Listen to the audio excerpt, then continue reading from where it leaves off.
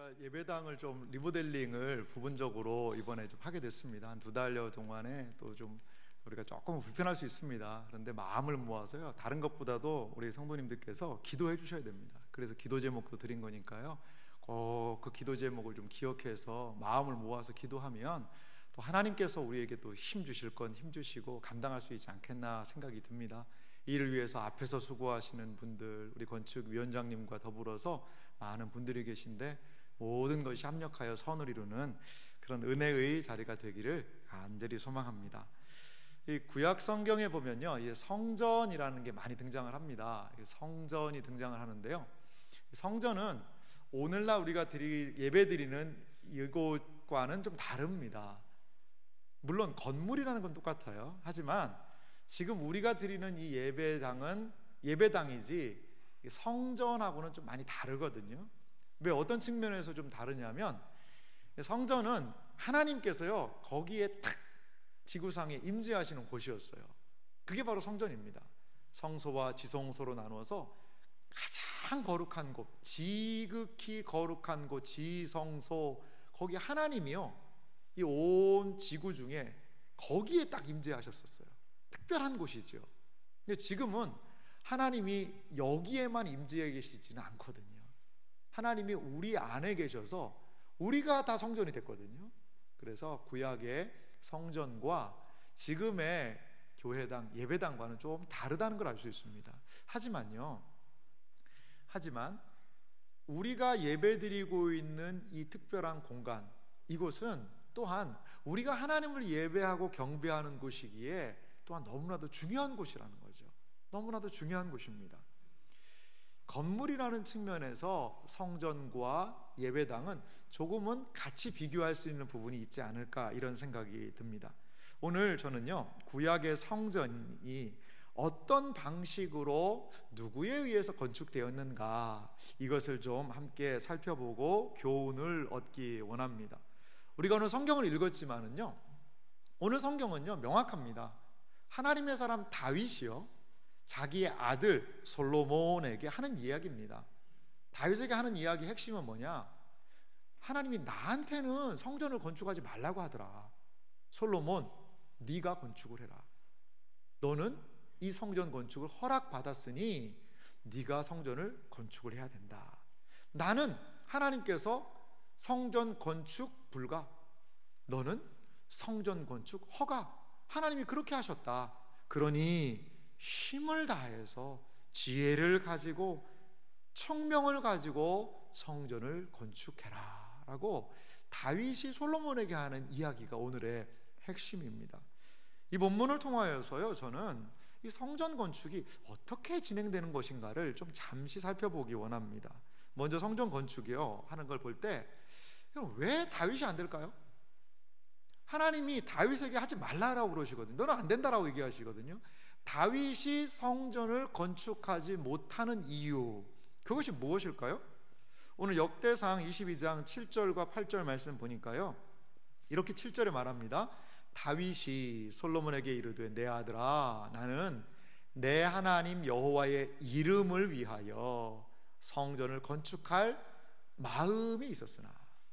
여러분, 다윗이 얼마나 참 아름다운 마음입니까? 자신의 영광, 자신의 무엇을 드러내는 것이 아니라 내 하나님의 이름을 위하여, 하나님을 위해서 성전 건축할 마음이 있었다는 거죠. 아이고 참 좋은 마음입니다. 박수 쳐줄 수 있었어요. 그런데 그 마음에 대해 하나님은 이렇게 얘기하십니다. 말씀을 보면은요, 8절에 이렇게 말씀하고 있습니다. 여호와의 말씀이 내게 임하여 이르시되 너는, 다윗입니다, 피를 심히 많이 흘렸고 크게 전쟁하였느니라. 내가 내 앞에서 땅에 피를 많이 흘렸은즉 내 이름을 위하여 성전을 건축하지 못하리라. 다윗이 성전을 건축하지 못한다는 겁니다. 그렇게 말씀하셨다는 거예요, 하나님이. 다윗이 성전을 건축하지 못하는 이유는 딱 2가지입니다. 첫 번째 이유는 어떤 거냐면, 다윗은 피를 심히 많이 흘렸다는 거죠. 어떤 사람은 이 부분을 보면서 이렇게 얘기해요.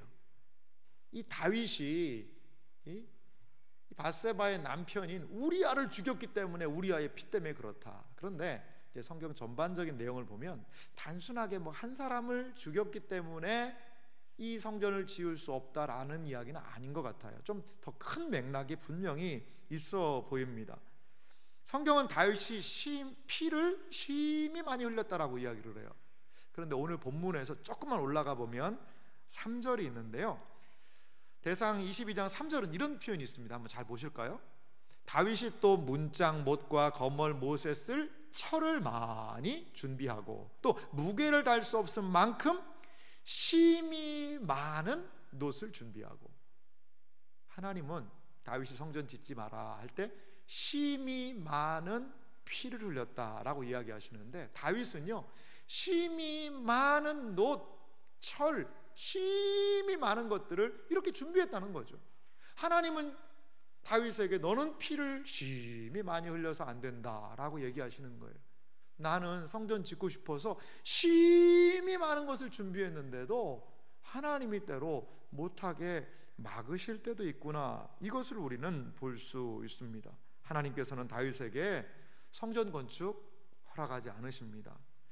다윗이 성전을 건축할 수 없는 이유는 두 번째로 뭐냐면, 다윗은 크게 전쟁을 하였기 때문이다 라고 성경이 기록을 하고 있습니다. 여러분, 다윗의 생애는요 전쟁의 생애였습니다. 다윗이 어떻게 알려지기 시작했죠? 전쟁터에서 골리앗과의 싸움을 통하여서 다윗이 부각되기 시작했지 않습니까? 다윗은 일평생 전쟁하는 장군이었습니다. 군인이었습니다. 일평생 전쟁하는 사람이었어요. 그런데 너는 크게 전쟁했기 때문에 성전 지을 수 없다 그러면요, 다윗의 입장을 좀 생각해 보세요. 상당히 좀 서운하지 않겠습니까? 여러분, 다윗이 뭐 골리앗을 죽인 게 내가 골리앗 죽여가지고 뭔가 좀 한 자리 해봐야 되겠다, 이것 때문에 다윗이 죽였을까요? 다윗이 전쟁을 한 것이 자신의 영달을 위해서일까요? 아니죠. 하나님의 이름이 땅에 떨어지는 것을 막기 위해, 하나님을 위해 일어났고, 또한 전쟁에서는요 하나님의 심판에 대한 개념이 있습니다. 우상을 숭배하고 괴롭히는 사람들에 대한 하나님의 심판, 하나님의 정의를 다윗은 전쟁하면서 했다는 거죠. 그리고 전쟁할 때마다요 하나님이 함께 하셨어요. 하나님이 힘을 주셨어요. 하나님이 전략과 지혜를 주신 것 아니겠어요? 근데 갑자기 그렇게 열심히 하나님 뜻대로 전쟁했는데 이제 전쟁 때문에 너 성전 못 짓는다, 이러면 다윗 입장에서는 상당히 아쉬울 것 같습니다. 그렇다면요, 왜 하나님은 다윗에게 성전 건축을 부러워하신 걸까요? 그것은요, 성전 건축을 솔로몬에게 허락하신 것을 보면 다윗과 이 솔로몬을 우리가 잘 비교할 수 있을 것 같습니다. 다윗 자체로 이 의미만을 보고 단편적으로 이해할 수는 없을 것 같아요.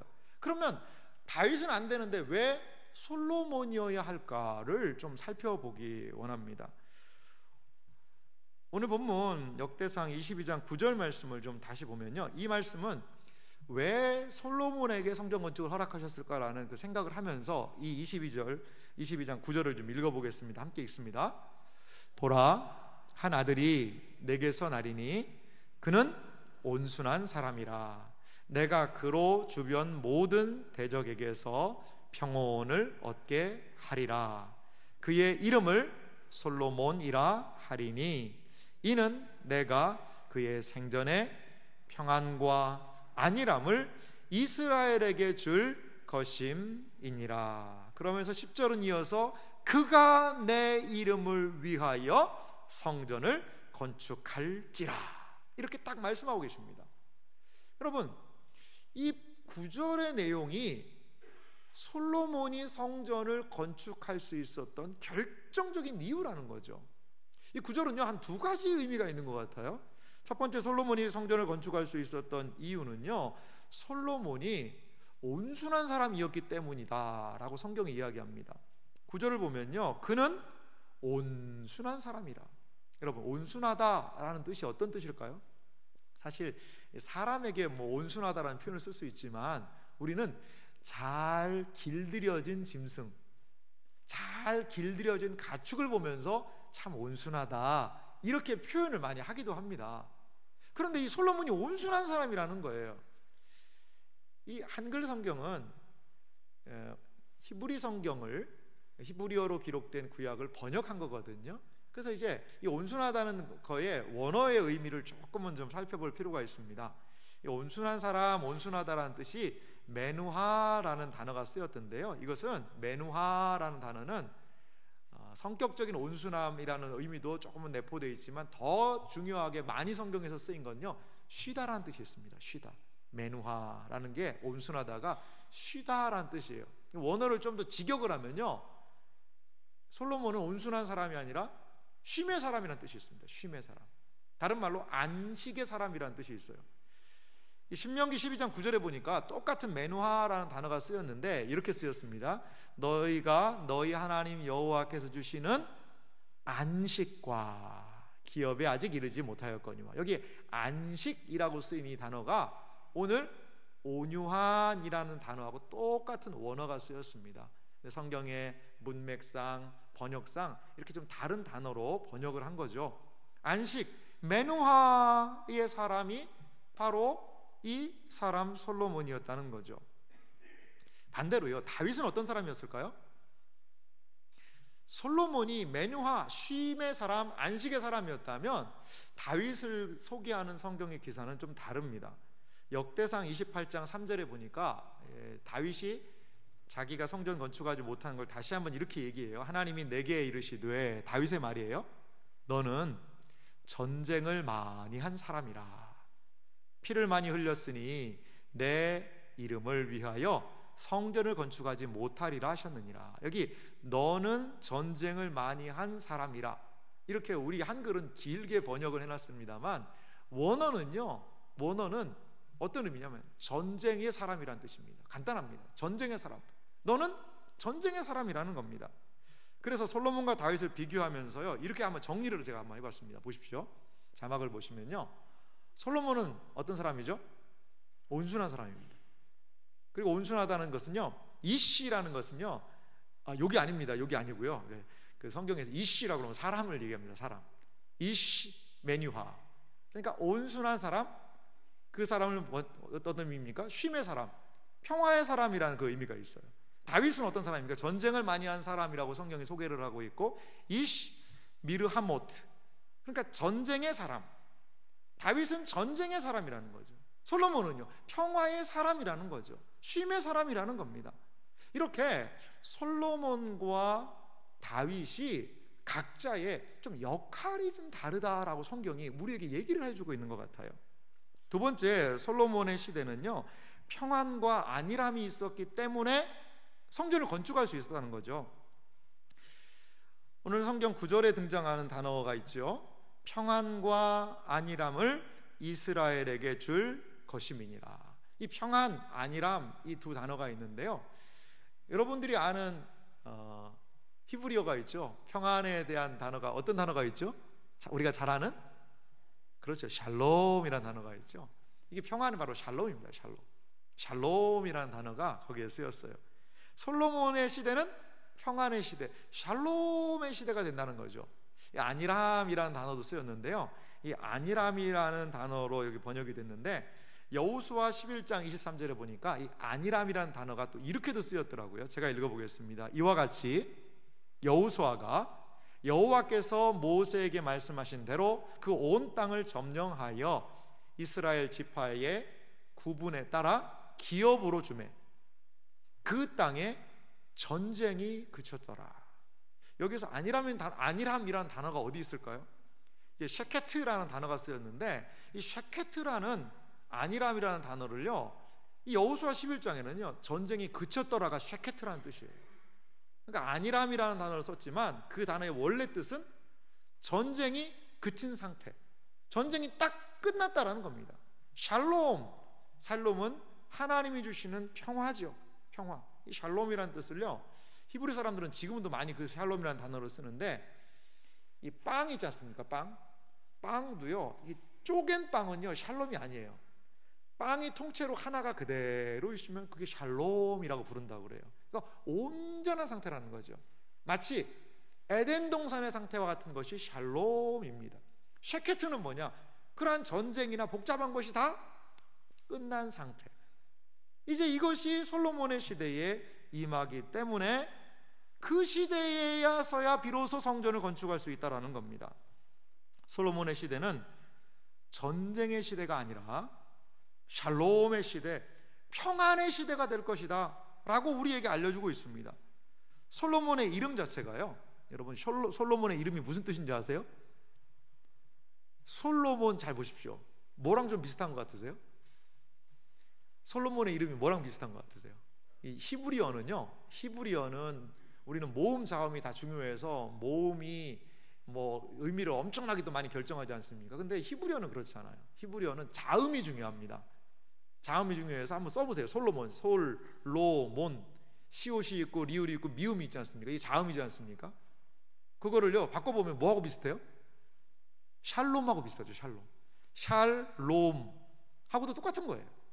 그러니까 솔로몬의 이름 자체도 평화롭다라는 뜻이 있고, 솔로몬은요 샬롬의 사람이에요. 솔로몬은 샬롬이에요. 샬롬. 그 솔로몬의 이름 자체도 샬롬, 평화라는 거죠. 그렇습니다. 성전은 평화 속에서 전쟁이 그치고 안식을 누리는 상태에서 건축할 수 있다라고 하나님께서 말씀하고 계신 겁니다. 성경은 평화의 사람을 또 소개합니다. 그분이 누굴까요? 누가복음 2장 14절은 이 평화의 분에 대해서 이렇게 이야기합니다. 우리 함께 읽겠습니다. 같이 읽겠습니다. 지극히 높은 곳에서는 하나님께 영광이요, 땅에서는 하나님이 기뻐하신 사람들 중에 평화로다 하니라. 아멘. 땅에서는 하나님이 기뻐하시는 사람들 중에 평화, 이게 누구에 대한 이야기입니까? 예수님에 대한 이야기예요. 예수님은 이 땅의 진정한 평화, 솔로몬이 추구했던 그 평화의 실체로 이 세상에 오신 분이에요. 예수님은요 친히 본인이 성전이 되신 분입니다. 그래서 이 땅에 하나님의 평화를 가져오시는 분이 바로 예수님이라는 겁니다. 솔로몬의 모습은 앞으로 오실 평화의 왕, 진정한 평화의 왕, 진정한 샬롬을 가져오시는 예수님을 미리 보여주고도 있다라는 겁니다. 그렇습니다. 성전은 어떻게 건축될 수 있습니까? 성전은 평화의 사람이 건축할 수 있다는 거죠.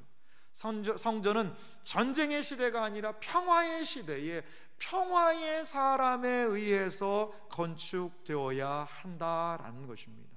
이것이 하나님께서 솔로몬에게 성전 건축을 허락하신 의미이자 이유라는 겁니다.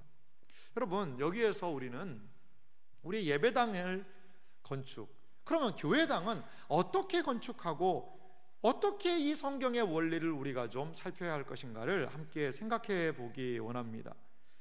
교회당은 어떤 곳입니까? 이 교회당은 성전하고는 좀 다르잖아요. 우리가 성도들이 예배하는 곳입니다. 세상의 평화를 증거하는 곳입니다. 그리고 이곳을 통하여서 하나님과의 평화를 경험하는 곳이거든요. 이 예배당을 우리가 어떻게 건축해야 될까, 그 부분에 대해서 이러한 성경의 진리를 좀 함께 살펴보기 원합니다. 먼저 예배당은요 평화의 사람이 건축하는 겁니다.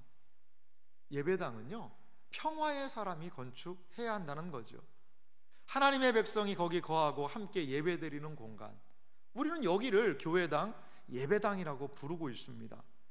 교회당은요 겉보기에는 뭐 다른 건물과 별로 다른 게 없어요. 여기에도 시멘트, 뭐 철골 구조도 들어가고 벽돌도 쌓고 뭐 나무 재질도 쓰고 여러 가지 일반 건축과 뭐 다른 게 있습니까? 다를 게 없습니다. 하지만 성전이, 이 예배당이 일반 건물과 다른 점이 있습니다. 그것은 무엇일까요? 이 예배당은, 교회당은요 하나님과 사람 사이의 평화, 바로 샬롬이 일어나는 곳이라는 거예요. 우리는 이곳에서 하나님을 만나고, 이곳에서 하나님의 말씀을 듣고, 이곳에서 위로 하나님과의 샬롬, 평화와 옆으로 다른 사람들과의 샬롬을, 평화를 만들어내야 하는 것이 바로 예배당입니다. 예배당을 건축할 때는요 평화의 사람들이 이 일을 감당해야 합니다. 결코 분열, 다툼, 나눔 속에서 건축되는 것은 예배당의 정신에 맞지 않다는 겁니다. 하나님을 온전히 예배하고 경배하는 이곳은 샬롬의 장소, 샬롬의 집이 되어야 한다라는 거죠. 열왕기상 6장 7절에 보니까 아주 좀 독특한 구절이 있습니다. 성전 건축이 어떻게 되었는지를 우리에게 알려주는 구절인데요, 한번 천천히 좀 같이 읽어볼까요? 함께 읽습니다. 이 성전은 건축할 때에 돌을 그 뜨는 곳에서 다듬고 가져다가 건축하였으므로 건축하는 동안에 성전 속에서는 방망이나 도끼나 모든 철 연장 소리가 들리지 아니하였으며. 아멘. 이 성전을 건축할 때요, 매우 독특한 일이 있었다는 거죠. 여러분, 상식적으로 생각해 보시기 바랍니다. 집을 지어야 되는데 돌 소재를 쓴다고 해보세요. 그러면요, 이 석축을 쌓고 하는 것도요, 이게 보통 일이 아니더라고요. 돌이 맞는 돌도 있지만 안 맞는 돌도 있고요, 그것을 하면서 망치로 때리고 넣고 또 나온 부분은 정으로 쪼아서 다듬고 이렇게 해서 맞춰 나가야 되는데, 성전은 그렇게 하지 않았다는 거예요. 마치 여러분, 그 레고라는 장난감 있지 않습니까? 그 블럭을 이렇게 조립하듯이 돌을 뜨는 곳에서 이미 정확한 모양대로 다 잘라오는 거예요. 그래서 성전 터에서는 뭐만 했다는 겁니까? 돌을 연결하고 쌓고 붙이는 것만 한 거죠. 붙이는 것만. 여러분, 이것이 무슨 의미일까요? 모든 철 연장 소리 들리지 않게 해라. 이것이 어떤 의미가 있을까요?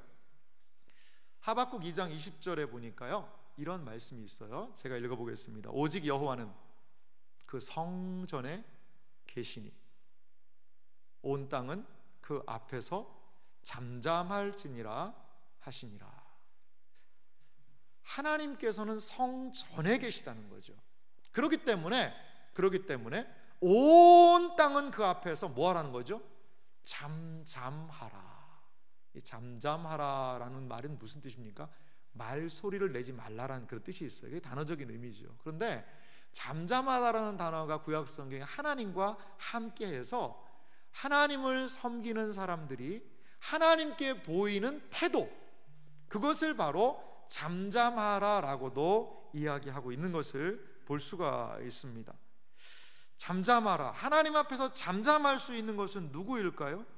그것은 하나님을 섬기는 사람들이 하는 겁니다. 하나님을 경외하는 사람이 하는 겁니다. 쉽게 말하면 하나님과의 평화를 누리는 사람, 하나님과의 샬롬을 누리는 사람이 여호와 하나님 앞에 잠잠할 수 있다라는 겁니다.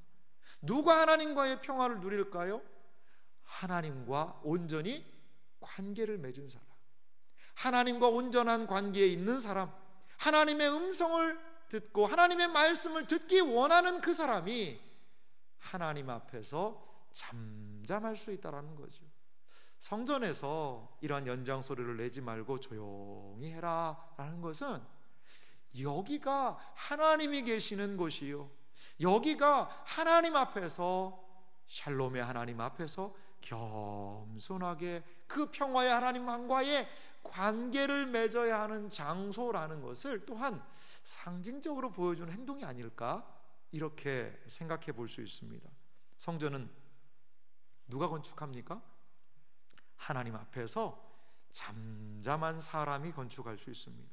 하나님 앞에서 평화를 누리는 사람이 건축할 수 있다라는 겁니다. 바로 그 사람, 평화의 사람이 성전을 건축할 수 있다라는 거죠. 예배당을 우리가 꾸미고 가꾸고 하면서 기억할 사실이 있습니다. 여러분, 하나님을 기억하며 하나님과의 평화 속에 우리가 거할 그 예배당이 건축되어야 되는 거죠. 건축되어야 되는 겁니다. 여기에서 무엇을 우리는 합니까? 하나님을 예배하고 위로 하나님의 평화를 경험하고 위로 하나님으로부터 은혜를 받아 샬롬을 경험하는 것이 바로 이것이에요. 그런데 샬롬이 깨진 상태에서 우리가 이 예배하는 샬롬의 집을 건축한다면 그건 말이 안 맞지 않습니까? 샬롬이 깨진 상태를 뭐라고 그러냐면요, 좀 어려운 말을 써서 엔 샬롬이라고 이야기해요. 엔은요, 없다는 겁니다. 평화가 없다는 거예요. 예배당은 결코 엔 샬롬의 상태, 분열되고 깨트려지고 나는 마음으로 지을 수 없다라는 겁니다. 왜 그렇습니까? 여기는 샬롬의 집이기 때문이지요. 사랑하는 성도 여러분, 우리가 하는 일이 하나님이 주시는 샬롬 가운데 이 일을 감당하기를 간절히 소망합니다. 엔샬롬, 마음과 생각의 분열 속에서가 아니라 평화의 사람이 건축한 그 성전처럼 하나님을 예배하고 경배하고 샬롬을 경험하는 이곳이 샬롬의 사람들에 의하여 건축되어지는 그러한 은혜가, 평화의 사람들에 의하여서 아름답게 지어지는 은혜가 있기를 간절히 소망합니다. 또 두 번째는요, 예배당은 모든 성도들의 이 쉼 속에서 건축이 되어야 합니다. 이것이 바로 성전이 건축된 원리이기도 합니다. 교회당이 지어져 가는 것은요, 모두의 기도와 평안 속에서 이루어져야 되는 거죠.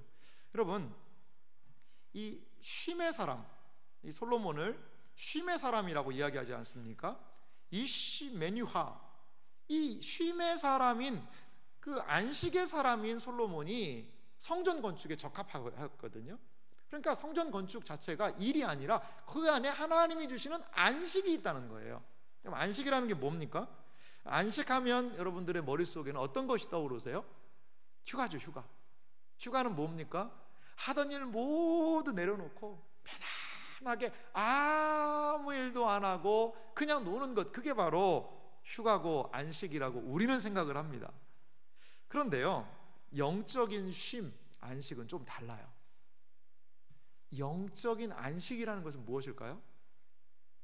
영적인 안식은요, 무엇을 통해 가능하냐면 하나님과의 이 평화를 통하여 가능하다는 거죠. 하나님과 온전한 관계를 통하여 가능하다는 겁니다. 내 마음에 진정한 하나님과의 평화와 안식이 있다면 내 상황이 어렵고 막 상황이 뛰고 해도요, 감당할 수 있습니다. 왜? 내 안에 기쁨이 있어요. 어려움이 오죠. 문제가 오죠. 근심과 걱정할 수밖에 없는 상황인데 이상하게 마음이 평안해요. 평화, 평화로다 하늘 위에서 내려오네. 하나님이 평안을 주시는 거예요, 마음에. 그러면 우리의 마음은 무엇을 누릴 수 있다는 거죠? 쉼, 안식, 메뉴화가 우리 마음에 임하게 될 수 있다라는 것이지요.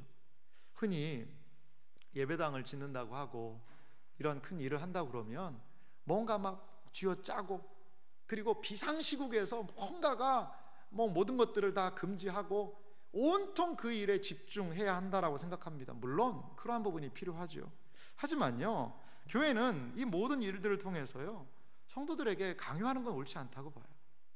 부자유하게 하거나 억압해서는 안 되는 거죠. 인격적인 상황에서 이 예배당의 모든 일들이, 우리가 계획하고 기도하는 일들이 이루어져야 한다라는 것입니다.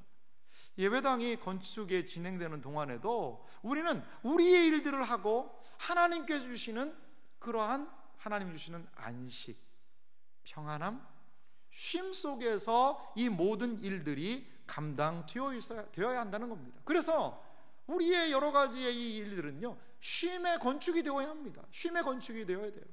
참 우리 장로님들과 함께 저는 일하는 게 너무나 기쁘고 즐거운데요, 지난달 불과 얼마 안 됐지 않습니까? 오늘 5월 1일이니까요 얼마 되지 않았는데, 우리가 부활주일 때요, 사실요 작년보다도 더 많이 이웃을 섬겼습니다. 작년보다도 더 많이 구제했습니다. 지역을 위해서, 또 우크라이나 지역을 위해서, 산불 지역을 위해서요, 작년보다 더 많은 예산을 사용을 했어요. 무엇을 앞두고요? 리모델링 앞으로 할 일이 많은데도 불구하고 그걸 앞두고도 우리가 지역사회를 위해서 할 일은 더 하자는 거죠. 여러분, 예배당의 여러 가지 부분에서 건축이 진행된다고 해서 모든 것들이 거기에만 집중되어서는 안 되는 것 같아요. 교회는 할 일을 해야죠.